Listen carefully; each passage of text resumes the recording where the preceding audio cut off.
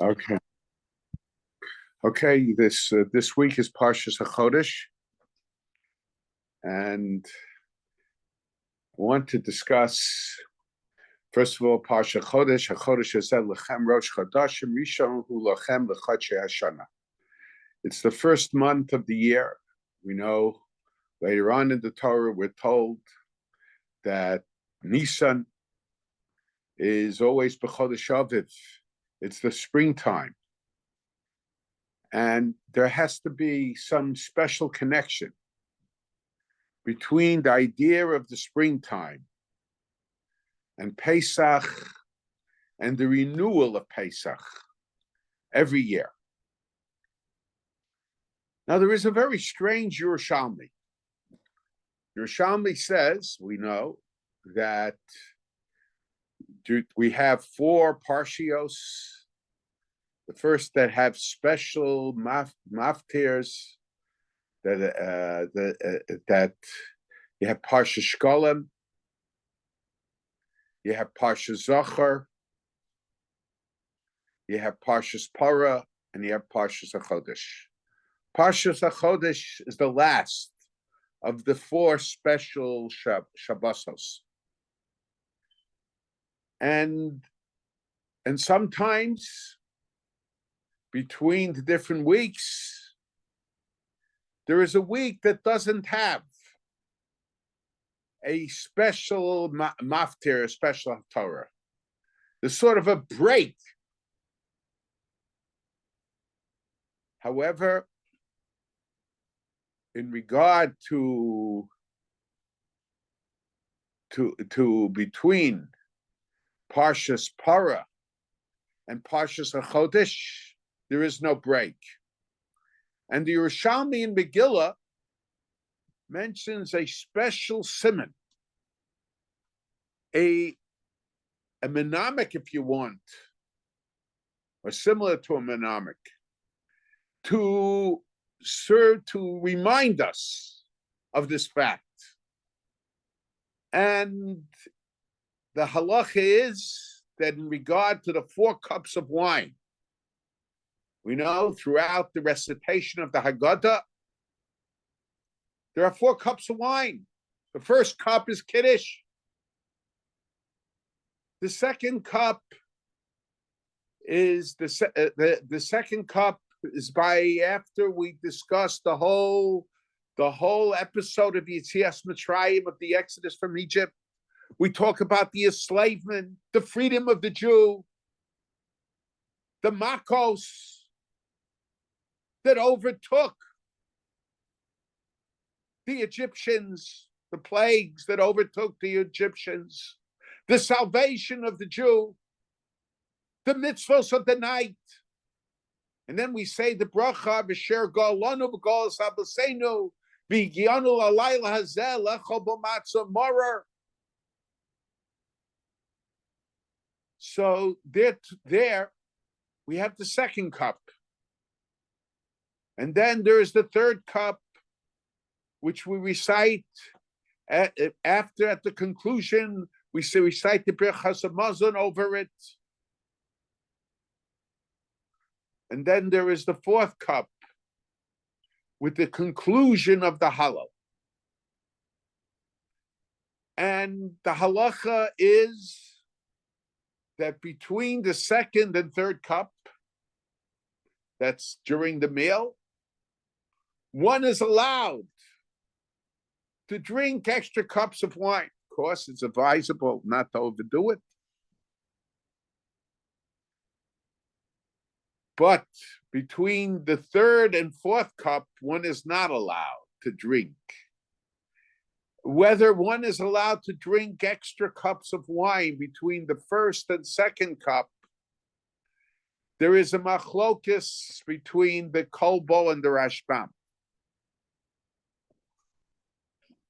But so the Yerushalmi says, just like one is not allowed to drink an extra cup of wine between the third and fourth cup at the seder, between the cup of Birchas Hamazon, the cup of the benching, and the cup that we recite at the conclusion of the second hallel, so too, there is no intervening week between Parshas Para and Parshas Hachodesh. The immediate Shabbos after Parshas Para is Parshas Hachodesh. And we could say it's just a mnemonic. It's just a way of remembering. There is no real significant connection between the two halachas. But we could say that no, there is a connection between the two halachas, because it seems odd that these two halachas would be connected. And furthermore, why would a person be more acquainted with one halacha than the other halacha? Now, I just want to mention that this share is dedicated in memory of Mr. Morris Borg, very fine person. I always mention the week of his yahrzeit, I always dedicate this year.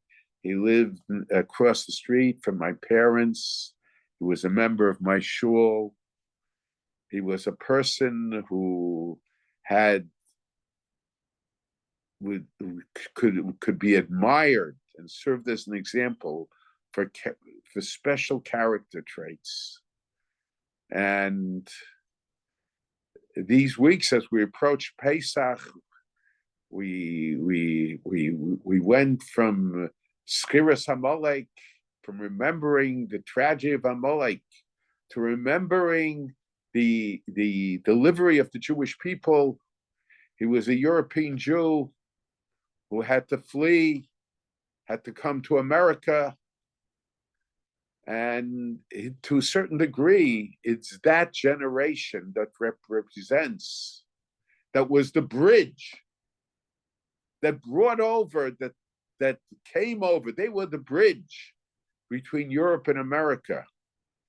And he has grandchildren and great-grandchildren who are oskim b'Torah, who are dedicated to Torah, to mitzvos. And in a sense, they are the ones who planted the seeds for the future. And I think this has to do with the topic that I'm going to discuss. Now,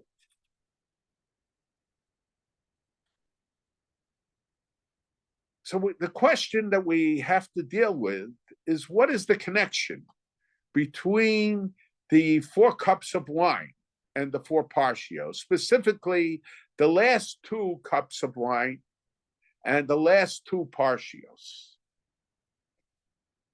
Now, it's interesting, the great-grandson of the Rambam wrote a Haggadah, and a parish in the Haggadah, I don't have it anymore, I had it at one time. It was not in the style of the Rambam at all. It was very much involved with Kabbalah,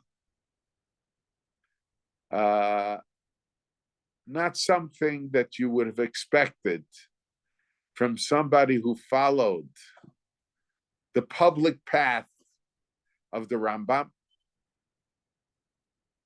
But in it, he mentions a very interesting theory. And he says in the Haggadah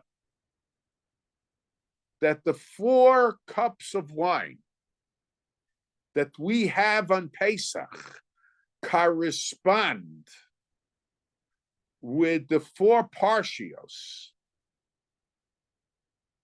Correspond with the 4 parshios. That of Parshas Shkolim, Parshas Zachar, Parshas Para, and Parshas Hachodesh. I don't know that in this year we'll be able to discuss possible connections between all 4 cups of wine, but he either had a medrash that served as the foundation for this theory, or he based it on this Yerushalmi. And I want to discuss a possible meaning of the Yerushalmi.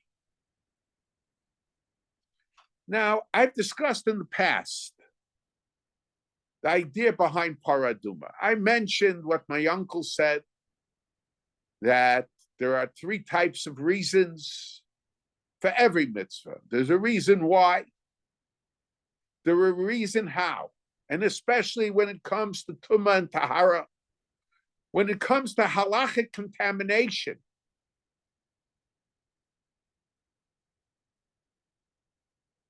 When it comes to halachic contamination, and it comes to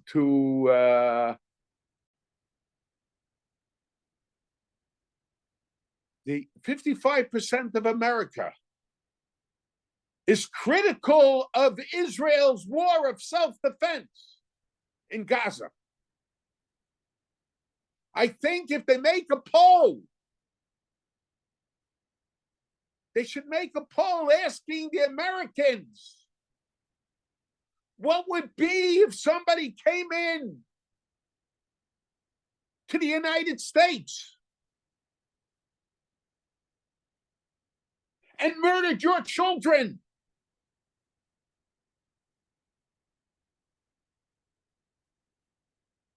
And did all kinds of terrible things. And they took your child and put him in an oven. Would you be against waging war against those people? It's easy to say, oh, it's just the government. It's just Hamas. You could say that about every nation. The problem is they see it as somebody else. And those people who support the enablers, and some of them Jews, is because they do not identify themselves as Jews.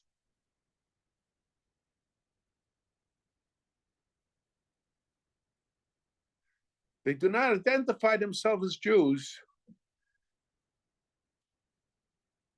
but they do not identify themselves as Jews. And it's something that is happening to somebody else. And when we see that it's happening to somebody else, it's not my son who's being put in the oven. So it's easier to tolerate. And it's easy to say, well, I am not supportive of the war of self-defense, and to find excuses for it.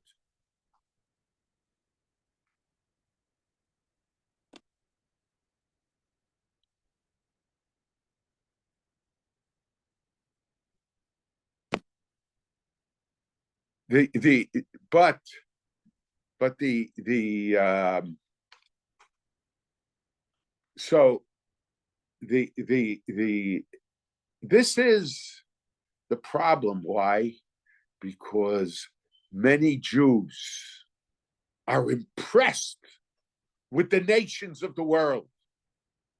Their Judaism emanates from their universalism.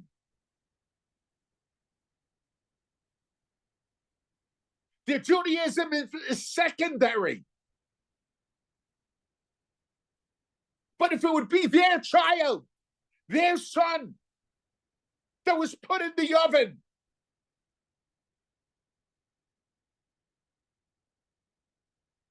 then they would begin to think of it differently.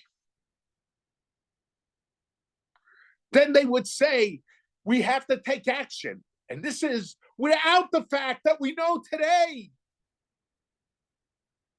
that together with the Hamas, that went in and murdered and raped and destroyed. There were many so-called non-Hamas Palestinians that joined them, not to talk about the parades of celebrating the success of the murders of Jews.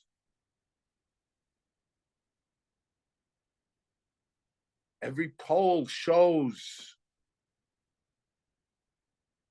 that over 70%, and this is what they say, close to 80% of the Palestinians support the Hamas. So who are they fooling?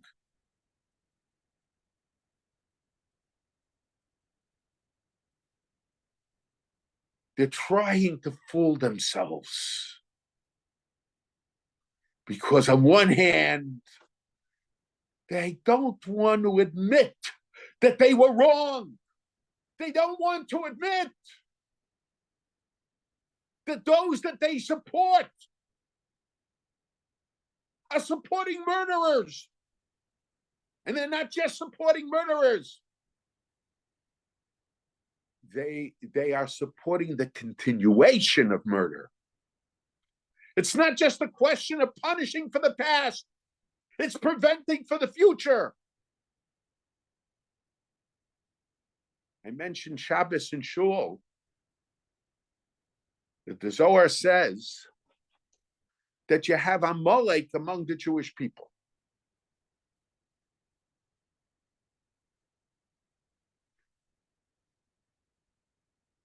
Also, is it possible? Are there Jews? Are there Jews that support murder? Are there Jews that want to destroy the Jewish people? No, but there are Jews that are enablers. And that's the Amalek among the Jewish people. The New York Times wrote positive articles about Hitler Yamach Shemo.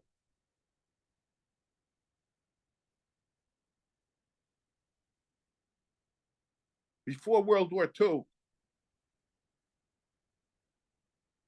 New York Times at that time was owned by Jews.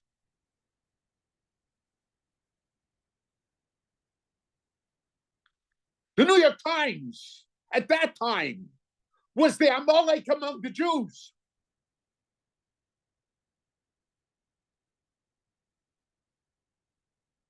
And those Jews that consider the New York Times today authoritative are the Amalek among the Jews today.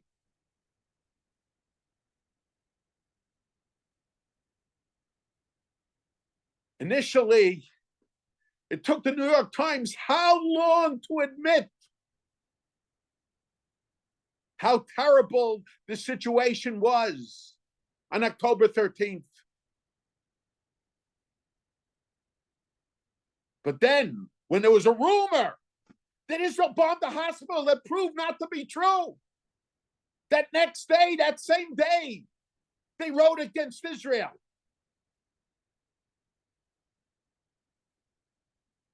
But you talk the pseudo-intellectuals that dress up as intellectuals, but are not capable of real individual thinking. Their thinking is dictated by others, by all kinds of other groups.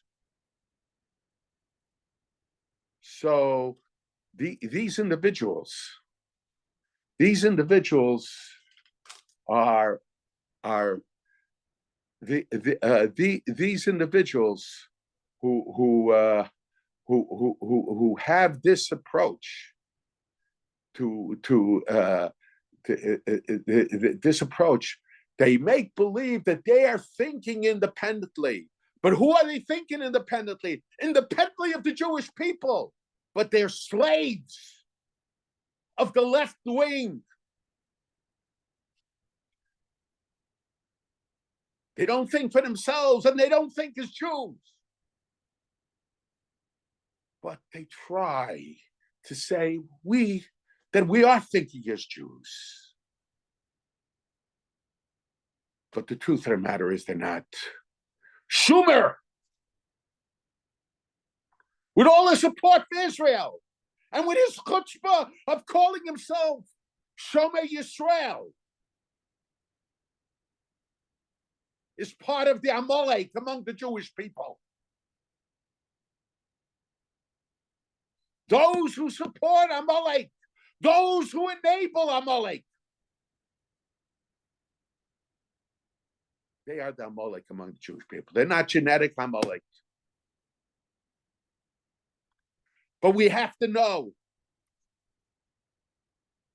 what comes first for them.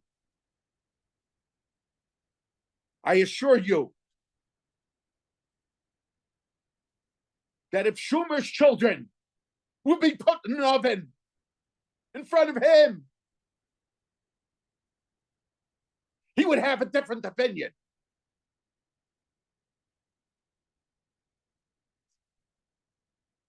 And if he wouldn't, that would say something about him also. Now, regarding paraduma, I've discussed it many times. What is but there is a message. So the reason of why, that we don't know. We don't know. And the reason how, we also don't know. But my uncle said, and we see this from all the other Mefarshim also, the reason of what? The message. Every mitzvah has a message. And to one generation might have one message, and to another generation it might have a different message. And for one individual, it might be one message, and for another individual, it might be another message.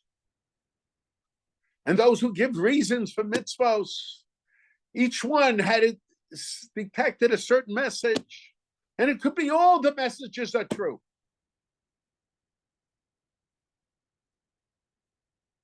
But I want to tell you what I think.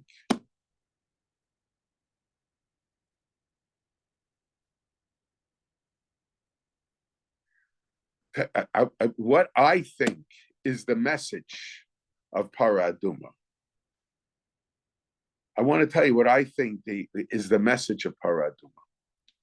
The message of paraduma, what the Chazal tell us, our sages, and I've mentioned this before, our sages tell us that paraduma was the kapara, was the atonement. I see someone message me. I'm not sure what the message was, but I assume they're scared that I said Schumer is the Amalek among the Jewish people. It doesn't mean there's a mitzvah to kill him. I mean that he identifies. He doesn't see the corruption of the Amalek. He doesn't see it. He doesn't see. He in a sense, he's an enabler of Amalek.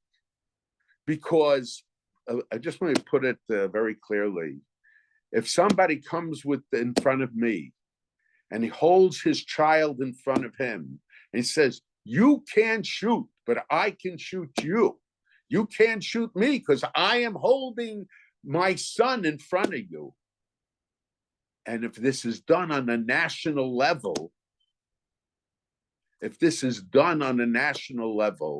then there's no question. They're all considered enemies in a war. And this would probably be true even if a large number of the people are not involved in the war. But especially in Gaza, where they cheered and they enabled, they are the enemies. And it's a war of self-defense. A war of self-defense is we have to save our lives. Saving our lives doesn't just mean saving our lives for today, but saving our lives for tomorrow. It's not enough. As I've mentioned many times, it's not a war of retribution. It's a war of salvation. It's self-defense. And what is necessary for the self-defense is important. And when I talk about Amalek among the Jewish people, I am talking about those that are enabling the enemies of the Jewish people to keep the mission of Amalek alive. I don't mean that chas v'shalom, that they're anti-Semites, but they're enablers of the future murders of the Jewish people. Not that they want that, but there are things that are more important to them.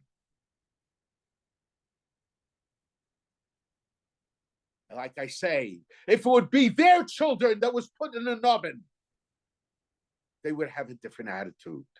But they see it's the Jewish people in Israel. It's something different. During World War II, there was a certain rabbi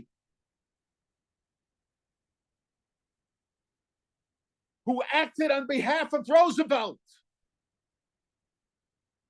to keep the Jewish people quiet.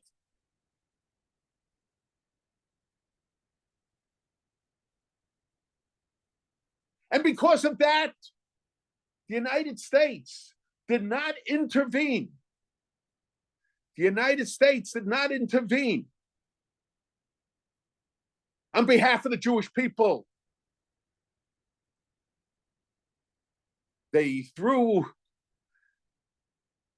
did all kinds of things. I read, they dropped pornography near Hitler's, where Hitler was staying. Somehow they thought that would affect him. But they wouldn't bomb the railroad trains, the tracks. They were taking the Jews to the gas chambers. And Roosevelt had his lackeys, some of who were rabbis.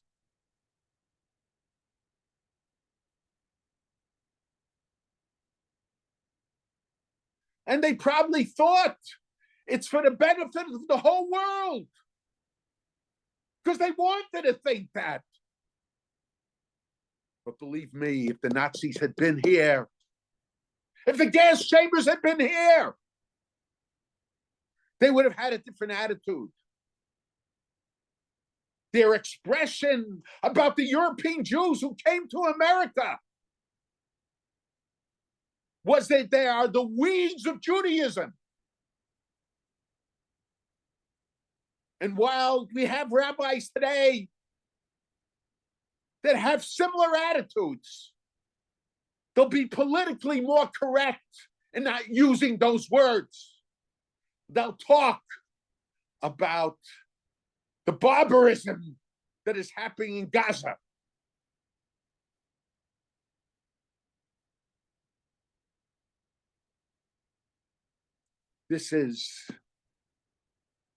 So when I say that they're Amalek, I mean they're enablers of Amalek. Obviously, there's no Amalek in Jews literally, but they're enablers of Amalek. And they make up all kinds of excuses for themselves. But the main excuse is they don't see themselves as being Jews. If it had been their brothers, their children, I shouldn't even say their brothers, if they'd seen it, their children, their wives, their husbands, who were massacred. Years ago, I'm getting off topic now, but years ago, I remember when the Nazis wanted to demonstrate in Skokie, Illinois, how Jews, even Jews who never went to synagogue, they were all, and perhaps to an extreme, perhaps over extreme, ready to do battle with them. Today, you don't have that same attitude. You know why? Because you don't have all those survivors that it wasn't that bad.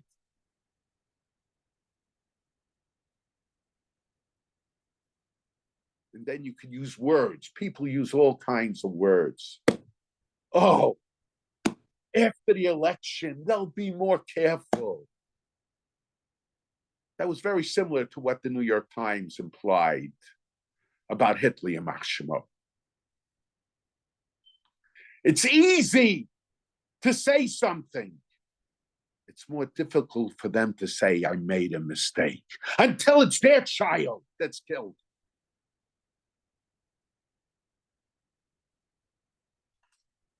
That's what I mean when I say there's Amalek among the Jewish people. I don't chas v'shalom mean that the one should go kill them. But they have to be told that they're not fooling us, and at best they're only fooling themselves. Now, by the Egel Hazav, so the Jewish people, what caused them to make a golden calf?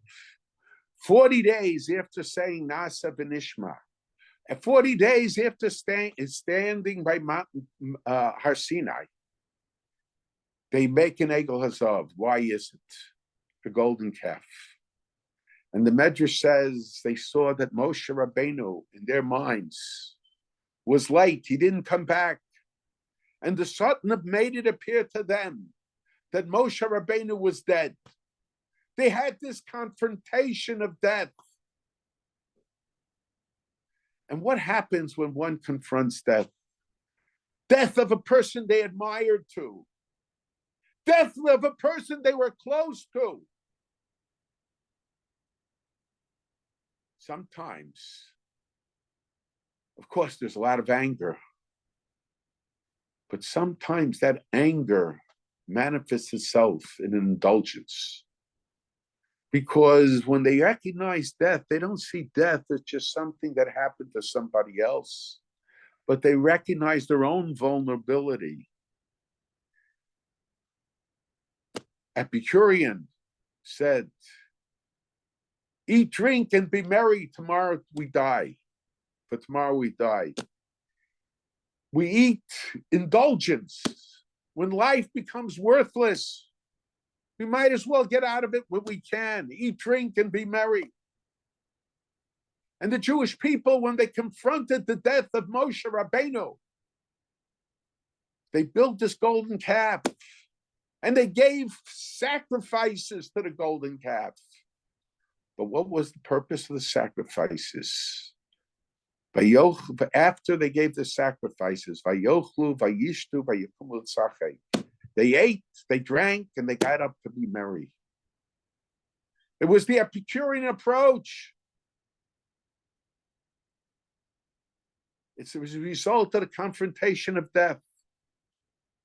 And Esav Harasha, when he comes in from the seder, from the field, and he hears that Avram died, so he sells the Bechorah, he sells the birthright, which had a spiritual mandate in it, for a pot of lentil soup. And he says, Anochi holech lamos, I'm going to die, v'lamali b'chora. Life became a process of dying rather than a process of living. And when life becomes a process of dying rather than a process of living, sometimes spirituality becomes worthless. It's one of indulgence. But there are differences, different situations.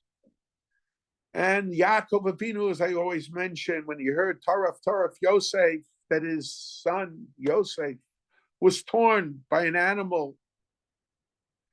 And of course, he mourned, and his children got up to console him. He refused. I'm going to go down to the grave to my son. Life became a process of dying. But for him, it wasn't just, it was process of dying, but it was withdrawal. It wasn't indulgence. But then when he heard, oh, Joseph Chai, that Joseph is alive. But the Chiruach Yaakov Avihem, the spirit of Yaakov became alive again. In other words, the idea was to reverse the perspective of seeing life as a process of dying into seeing life as a process of living. The Egel Hazav, thou. So in a sense, the Egel Hazav, that represented the idea of seeing life as a process of dying, of indulgence. And because of that, the paraduma is a red par. Red is the symbol of sin. Im yechatechem kashani, kashali galbinu. And that represents, and it's burnt into ashes. And the ashes represents complete destruction. But together with the complete destruction, there is the water, the living waters, mayim chayim. Living waters are combined with it and sprinkled on the person who came in contact with the dead, who is likely to see life as a process of dying rather than a process of living. What is the symbolism? The symbolism, yes, we confronted destruction. We confronted death. But there can be mayim chayim. We can renew ourselves. What is tefillah in a mikveh? When a person puts his head underneath the mikveh, the waters of the mikveh, he is in a state of non-existence. One cannot live in that medium.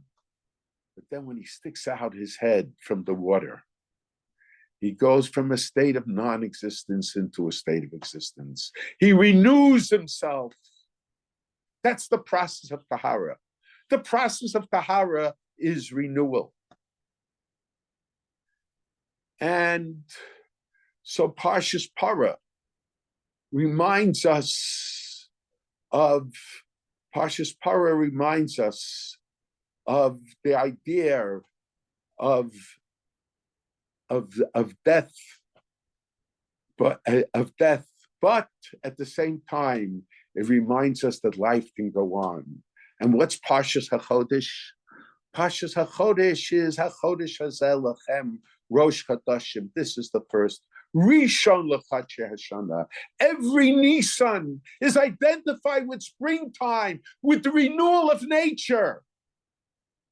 That even when we confronted death, and we saw life as a process of dying, but then we saw that combined with the Mayim Chayim, so we can renew ourselves. We can realize that even when we confront destruction, there can be rebuilding. And this has been true throughout Jewish history. Look at World War II. I mentioned about the Borgs, Mr. and Mrs. Borg. They were European Jews, but they came to America and they rebuilt their families. And there are so many. But people, in a sense, today don't realize the strength of these survivors, of these people who came, who fled and were able to rebuild. And we have to look at the children. But looking at the children and the grandchildren, the great-grandchildren, will only give us the message of revival if we remember who the past was. We have to see those people that were the bridge. Those who said that the Jewish people will continue. Those that did not abandon their nation, their people.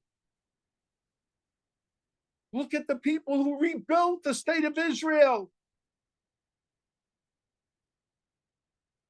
who came from the concentration camps to fight for the survival of the Jewish people. And in Israel, that battle continues because they know the alternative. Unfortunately, in America, there are many that are not sensitive to the alternative, especially now that we have less and less survivors around. And so when we take a look, what is the benching, the Birchas Hamazon? The Birchas Hamazon, in a sense, is recognition of Hachodesh Baruch Hu's involvement in our life. And not just in the spiritual involvement, but even in the mundane.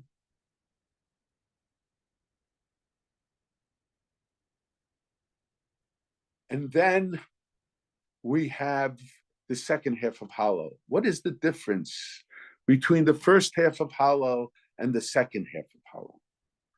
The first half of Hallel, and I don't want to get into it now, but the first half of Hallel, according to many, I think, represents the Jewish people going back in time.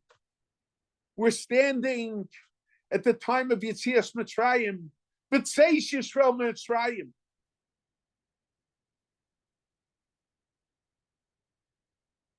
We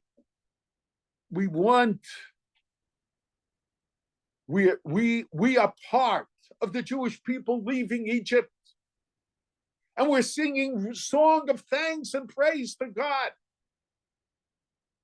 The second half of Hallel, as the Gemara says, Matahave have. What happened, happened already. In the second half of Hallel, we're in the present. And when you're in the past, not in the time where you really existed. But it's important to know that time, even to experience that time. When you're in the past, you don't have to confront the reality that you have today. But to be in the present, you have to confront reality.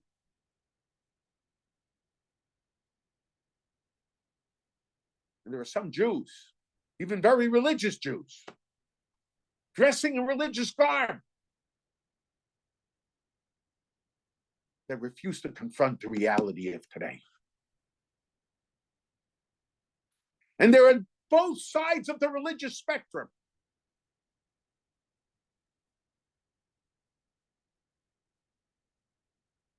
And one of the big problems today is alcoholism.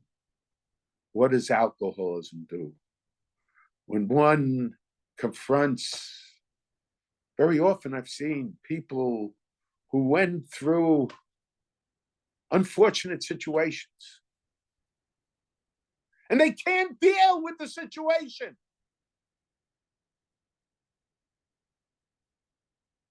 They can't renew themselves. Or they think they don't have the ability to renew themselves. And because they have that attitude, they can't renew themselves.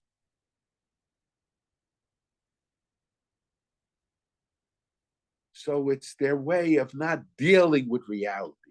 Alcoholism is an aid in not dealing with reality.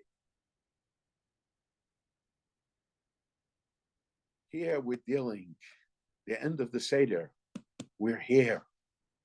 We're in this time. And there are people that want to deny reality because they can't admit they made a mistake, because of all kinds of other reasons. Like someone recently told me, don't worry, after the elections, all these people will support Israel.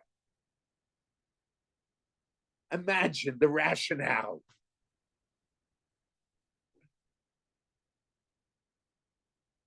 We didn't learn from Jewish history. That's more or less what the New York Times said about Hitler, Yamach Shemo. The New York Times, when it was Jewish ownership.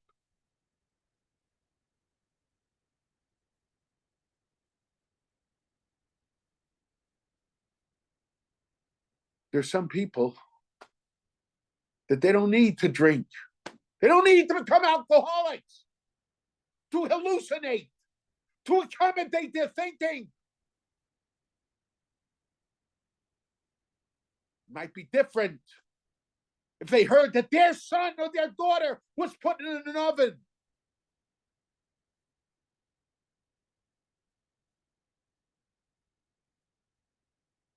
So this, I think, is the connection between the 4 cups of wine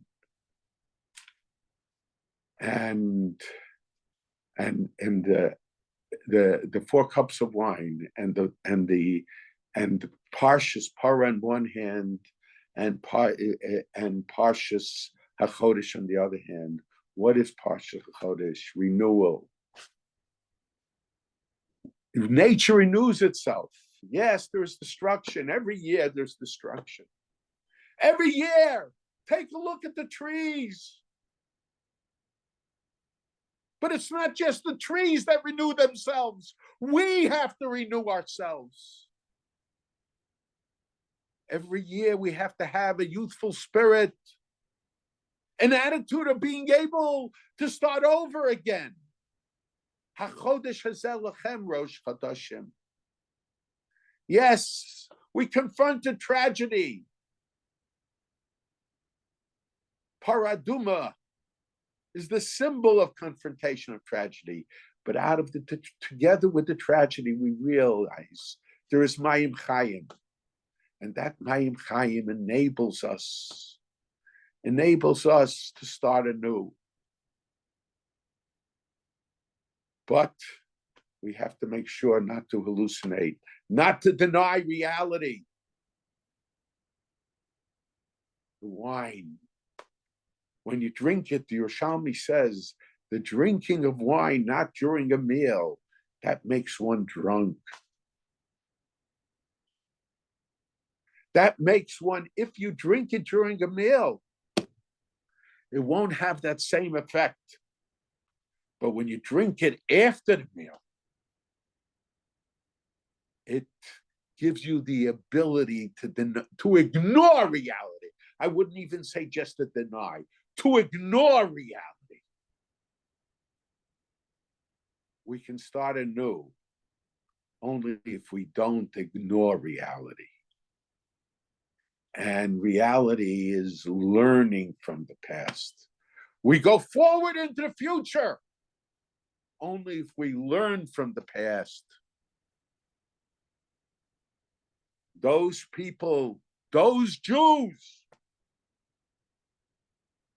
who want on one hand to identify with those that are the enablers of the murderers of the Jewish people.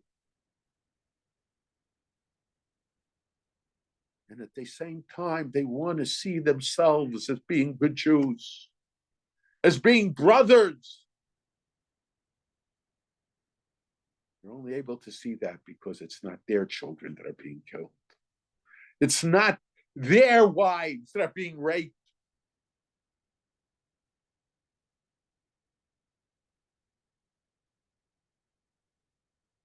So they're in a position of denying reality. Some of them are drunk with liquor. And so, but there's a drunkenness without liquor.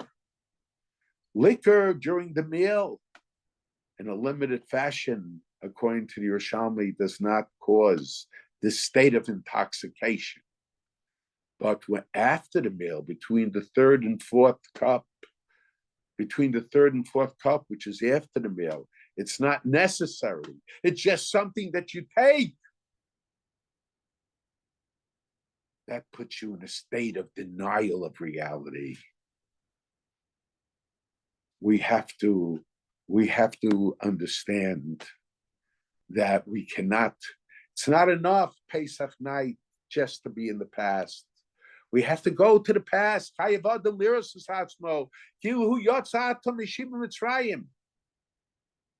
it's a time capsule. Changing in time, we go back to the past, but we have to go back to the present also. We're in the present, and in the present, we have to recognize reality, not deny reality. So I think that's the connection between the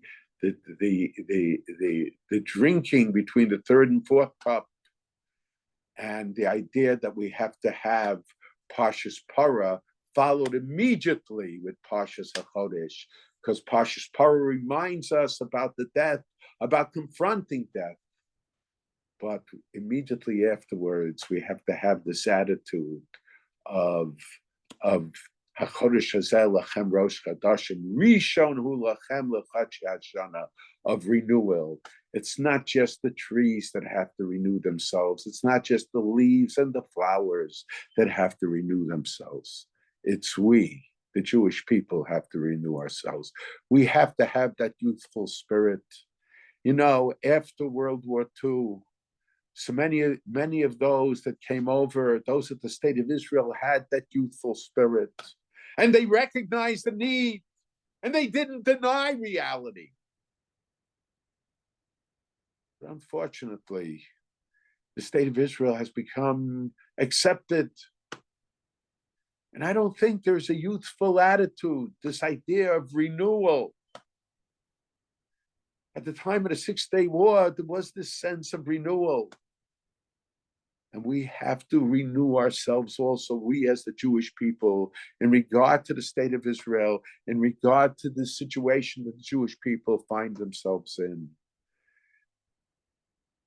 My uncle said that when he was in Germany, there wasn't open anti-Semitism. There were small groups, but they were tolerated. That was the problem. Today in the United States, it's not just that they're tolerated. They are respected. And sometimes by the Jews themselves. We will not, if we learn the lesson of history, when we come back to the present, we will be able to recognize reality. But if we don't learn the lesson of history, then we will not be able to recognize the reality of the present. We cannot drink between the third cup and the fourth cup, because we do not want to hallucinate. We don't want to become drunk. We have to move forward, and we have to renew ourselves. And at the same time, we have to immediately, shortly after we recognize that together with the ashes of the paraduma, there's mayim chayim, we have to renew ourselves with Parshas Hachodesh.